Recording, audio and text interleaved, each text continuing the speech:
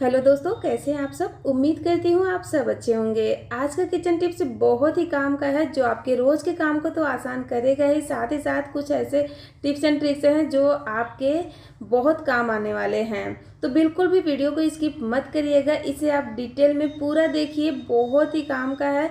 साथ में एक ऐसा चीज़ बनाऊंगे जो आप बाहर से खरीदती हैं केमिकल वाला अपने बच्चों के लिए, अपने लिए, तो आप उसे खरीदना बंद कर देंगी एक बार ये तरीका देख लेंगी तो।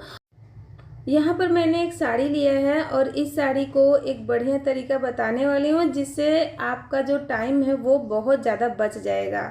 और फ्रेंड, साथ में एक ऐसा तरीका बताऊंगी जो हर यूट्यूबर के लिए बहुत ज़रूरी है। अगर आप नया यूट्यूबर हैं और या फिर यूट्यूबर बनने की सोच रही हैं, तो आप पैसे नहीं खर्च करना चाहती हैं, तो इसे ज़रूर देखिएगा, क्योंकि ये जो आइडिया है ना, ये आपको यूट्यूबर बनने से नहीं रोक पाएगा और एक सक्सेसफुल यूट्यूबर आप बन सकती हैं। शुरुआत बस अच्छी होनी चाहिए। तो चलिए देखते हैं साड़ी को क्या करना है। तो यहाँ पर जो किचन हैक है ना, वो तो मैं आपको आगे दिखाऊंगी। पहले ये साड़ी का हैक देख लेते हैं, यानी क्लोथ हैक देख लेते हैं। तो साड़ी को कुछ इस तरीके से आपको फोल्ड कर लेना है। उसके बाद हम लेंगे पेटीकोट। पेटीकोट को भी साड़ी के साथ ही इस तरीके से फोल्ड कर लेंगे और ये साड़ी अच्छे से फोल्ड हो गई है। अब हमें इसके साथ में ब्लाउज को भी रख देना है। तो उसके लिए हम ब्लाउज को लेंगे और इसके आस्तीन को अंदर की साइड इस तरीके से फोल्ड करेंगे। तो यहाँ पर आप देख सकती हैं, बस अंदर की साइड आपको ऐसे देखिए दोनों आस्तीन को फोल्ड कर लेना है। फ्रेंड, जब भी हम साड़ी, ब्लाउज, पेटीकोट पहनने जाते हैं तो कभी साड़ी का ब्लाउज नहीं मिलता है तो कभी किसी साड़ी का पेटीकोट नहीं मिलता है, और उसी चक्कर में हम अपनी फेवरेट साड़ी को पहन ही नहीं पाते हैं। क्योंकि नहीं मिलता है, जल्दीबाजी भी रहती है, तो सोचते हैं चलो जो मिल गया उसी को पहन लेते हैं। तो अगर आप इस तरीके से इसको रखेंगे ऑर्गेनाइज करके, तो बिल्कुल भी आपको ये फेस नहीं करना पड़ेगा, यानी ये परेशानी आपको नहीं होगी। अगर आप हैंगर में हैंग करती हैं तो इस तरीके से रखें। पहले पेटीकोट को हैंगर में लगा दें, उसके बाद साड़ी को इस तरीके से लगाएं।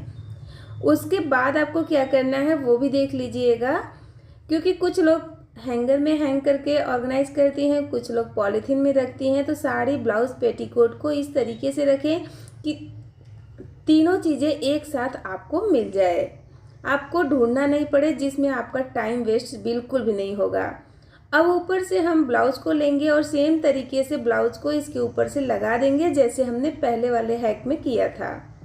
अब ये लीजिए, हैंगर को हैंग कर दीजिए अलमीरा में और एकदम अच्छे से ऑर्गेनाइज रहेगा तीनों चीज़। तो है ना कमाल का आइडिया, इससे आपका टाइम तो बचेगा ही बचेगा, है ना। तो कमेंट करके जल्दी से बताइएगा कि अच्छा है कि नहीं। चलिए तब तक देख लेते हैं नेक्स्ट टिप क्या है। यहाँ पर मैंने लिया है बॉटल। ये जो जार है जैम का बॉटल है, मगर इसमें मैंने अचार रखा था। अचार रखो या फिर कुछ और चीज़ें ना, तो इसमें से स्मेल जाता ही नहीं है, कितना भी अच्छे से धो लो। तो आप क्या करें, आप ले लें तेज पत्ता।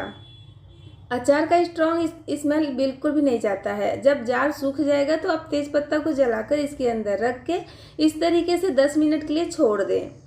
10 मिनट के बाद आप क्या करें, इसके ढक्कन को वापस से खोल दें और इसे हवा में रख दें, ताकि इसको हवा लगे और इसमें का स्मेल एकदम से ख़त्म हो जाएगा। तो देखिए धुआं एकदम अच्छे से हो गया है, मगर 10 मिनट नहीं हुआ है, तो मैं इसे रख देती हूँ। अगला टिप मेरा मोजा को लेकर है। अगर आपके घर में भी छोटे छोटे बच्चे हैं और उनके शौक से इस तरीके से हैंगर में करके आप सुखाती हैं और जल्दी से नहीं सूखता है, ऊपर से ये गिरने भी लगता है, हवा लगता है गिर जाता है, या थोड़ा भी हिलता है तो गिर जाता है, तो हैंगर में ही सुखाइए, मगर तरीका थोड़ा सा चेंज करके। जो मैं आपको बताने वाली हूँ सिर्फ इसी तरीके से आप सुखाइए। एक हैंगर में बहुत सारा सॉक्स आ जाएगा और गिरेगा भी नहीं, चाहे कितना भी हवा चले। तो आपको दोनों सॉक्स को लेना है, यानी दोनों जोड़ी को ले लेना है और सेफ्टी पिन से इस तरीके से सिक्योर कर लेना है। तो ये देखिए मैंने सेफ्टी पिन लगा दिया है। अब आपको इसे हैंगर में हैंग करना है कुछ इस तरीके से। फिर आपके हैंगर में ढेर सारा जगह भी रहेगा और भी सारा सॉक्स आप लगा सकती हैं और इतना अच्छे से ऑर्गेनाइज हो जाएगा कि गिरता भी नहीं है। यहाँ पर जो सॉक्स है थोड़े बड़े हैं, मगर ये ना आप छोटे बच्चों के सॉक्स को करने के लिए भी यूज़ कर सकती हैं, बहुत ही यूजफुल होगा। देखिए कितना बढ़िया आइडिया है ना। तो अभी सर्दी आने वाला है, ठंड में धूप अच्छे से नहीं निकलता है, तो आप इसे ट्राई कर सकती हैं कपड़े सुखाने के लिए। मोबाइल में कुछ देखना रहता है, वीडियो वगैरह और रेसिपी बनाना रहता है, तो हम ऐसे खड़ा करते हैं, मगर पीछे का सामान अगर खिसक जाता है तो गिर जाता है, तो हमें बहुत ज़्यादा परेशानी होती है। तो आपने इस तरीके से सेलो टेप जो रहता है ना, उसके रिंग में रख के आप इसे स्टैंड कर सकती हैं, बिल्कुल भी नहीं गिरेगा। नेक्स्ट टिप मेरा मोबाइल को ही लेकर है, मगर इसको यूज करेंगे कलछुल के साथ है। तो आपको इस तरीके का एक स्पैचुला ले लेना है, उसके बाद ना आप एक रबड़ ले लें, उससे अच्छे से टाइटली मोबाइल में बांध दें। बांधना कहाँ है वो ध्यान रखिएगा। देखिए ऐसे लगा कर इसे एकदम टाइट बांधे, ताकि ये निकले नहीं, खिसके नहीं, ठीक है। तो यहाँ पर मैंने इसे अच्छे से बांध दिया है। ये देखिए, इसे आपको ना रबड़ से ही बांधना है, तभी ये एकदम अच्छे से फिक्स होता है, नहीं तो मोबाइल जो है वो फिसलते जाता है। तो आप इस तरीके के रबड़ का इस्तेमाल करें। और देखिए ये अच्छे से बंध गया है। ध्यान रखिएगा कैमरे के ऊपर आपको नहीं बांधना है। अगर रबड़ कैमरे के ऊपर आ जाएगा तो अच्छे से क्लियर रिकॉर्डिंग नहीं होगा, इस बात का आप ध्यान रखिएगा। अब आपको दाल या चावल का अपना डब्बा ले लेना है, बड़ा वाला, और उसमें इसे लगा देना है, स्टैंड कर देना है। और देखिए एकदम अच्छे से आप अपने रेसिपी को या फिर जो भी वीडियो है उसे शूट कर सकती है बिना ट्रैक बोर्ड का। तो है ना कमाल का आइडिया। अभी अगर यूट्यूबर बनने को सोच रही हैं तो आप इसे ज़रूर ट्राई करिएगा। जब भी हम इस तरीके के भारी भरकम ईयरिंग पहनते हैं तो आपने देखा होगा कि ये कान में लटका सा रहता है। कितना भी टाइट इसका बटन हम पीछे से बंद करें, मगर ये आगे की साइड लटका रहता है, जो देखने में बहुत ही ख़राब लगता है, बिल्कुल भी अच्छा नहीं लगता। तो एक बढ़िया सा तरीका बताती हूँ। लटकने का ना दो रीज़न रहता है, या तो आपका कान एकदम सॉफ्ट है उसकी वजह से भी लटकता है, या फिर आपके कान का जो छेद है, जो होल है, वो बहुत ज़्यादा बड़ा हो गया है, उसकी वजह से भी लटकता है। कुछ लोग पीछे बटन भी लगाती हैं, मगर कुछ लोग को बटन से इचिंग होने लगता है तो नहीं लगाती हैं, या फिर कान में घाव होने लगता है।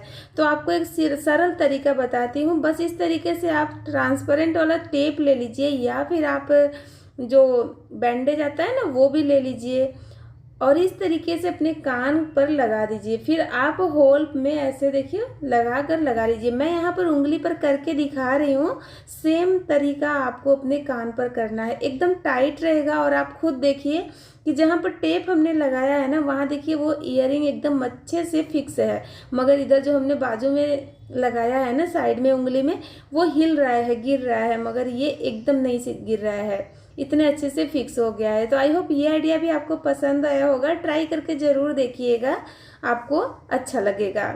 नेक्स्ट टिप मेरा बादाम को लेकर है। बादाम हमारे हेल्थ के लिए तो बहुत ही अच्छा रहता है, मगर इसका एक अलग तरीका बताने वाली हूँ, जो आप अपने बच्चों के लिए भी इस्तेमाल कर सकती हैं, खुद के लिए भी कर सकती हैं।